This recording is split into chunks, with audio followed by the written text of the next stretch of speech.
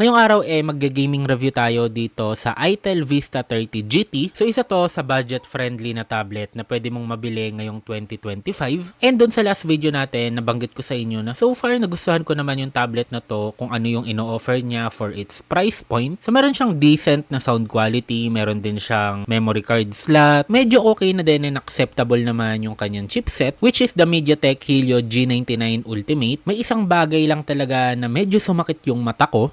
4GB lang yung totoong RAM niya. Tapos yung memory extension nakasagad hanggang 16GB. Tapos minamarket siya as a 12GB na RAM tablet, even though sabi ko nga 4GB lang talaga yung pinaka-RAM niya. Kaya naman sa video na to, susubukan natin yung kanyang performance, tatry natin sa gaming kung talaga bang mega memory itong Itel Vista 30 GT. So unahin na muna natin sa benchmark scores. Pagdating dito sa Antutu, nakakuha tayo ng 515,823 points. And pagdating naman sa 3D Mark, meron tayong best loop score na 339 and lowest loop natin 333, giving us a 98.2% stability. So kung napansin nyo, kahit na medyo maganda na rin yung ating Antutu score, bakit sobrang baba ng ating 3D Mark? So yung reason dyan is mostly talagang CPU yung nagbuhat, pero pagdating sa pinaka GPU niya, even sa Antutu mababa lang siya. So ibig sabihin dito pa lang sa benchmark, malalaman na natin na okay siya for daily usage, for social media, for media consumption, yung mga medyo magagaan na multitasking. Pero since medyo mababa yung GPU score niya, dito pa lang malalaman na din natin na medyo mahihirapan siya for heavy gaming. Pero susubukan pa rin natin. Try muna natin dito sa Mobile Legends. Ito yung settings na available sa kanya. Hindi siya kompleto pero kahit papano may mga part na pwede nating itaas. And nung nag-start na yung game, so hindi tayo nakaka-reach ng 60 FPS and nagkakaroon din tayo ng konti-konting frame drops. Pero still very playable naman siya. And even pagdating sa Clash,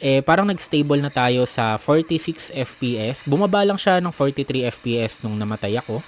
And dito na nga papasok yung problema ko sa RAM. Ayan, makikita nyo, 800 MB na lang yung available. And ang tumatakbo lang naman, Mobile Legends, FPS monitor, Shizuku, and yung settings. So kahit meron tayong decent na chipset, parang nababottleneck siya nitong RAM. So para sa second game, ginawa ko ng low settings, pero tinaas ko pa rin yung ating frame rate. And as expected, medyo naging blurry siya ng konti since binaba nga natin yung resolution. Pero ang nakakapagtaka yung FPS natin, ang nare-reach pa rin niya is maximum na 46 FPS. And dagdag update lang, napaabot ko siya ng 60 FPS. Yun nga lang, kailangan ko i-close yung Taco Stats and yung Shizuku. Hindi ko lang siya naisama sa recording, pero ayun, at least para aware lang kayo. Next game naman natin is Call of Duty Mobile. So nilagay ko sa medium yung graphic quality.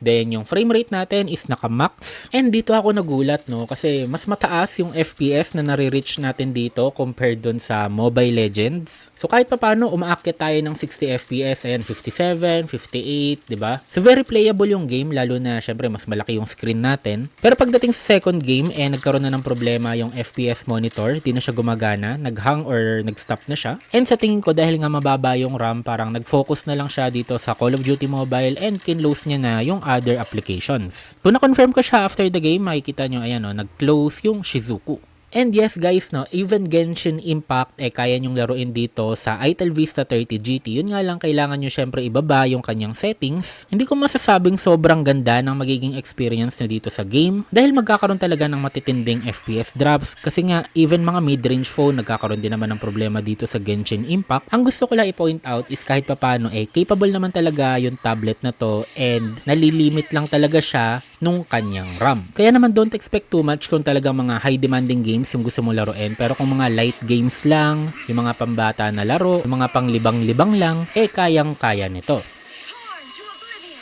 Para sa akin talagang the best yung tablet na to pagdating sa media consumption since may pagkalakihan na rin yung screen niya, 11 inches. 7,000 mAh battery capacity. So talagang magtatagal din siya pag ginagamit ninyo. And yun nga, sabi ko kanina, maganda yung kanyang sound quality. The upcoming months or the upcoming years, no? Kasi kahapon lumabas yung isa sa pinaka-favorite na game franchise ko. Now you shall perish. I'm going in. So yun lang guys para sa video natin ngayon. Sana may natutunan kayo. Don't forget to like, comment, and subscribe. See you again in the next video.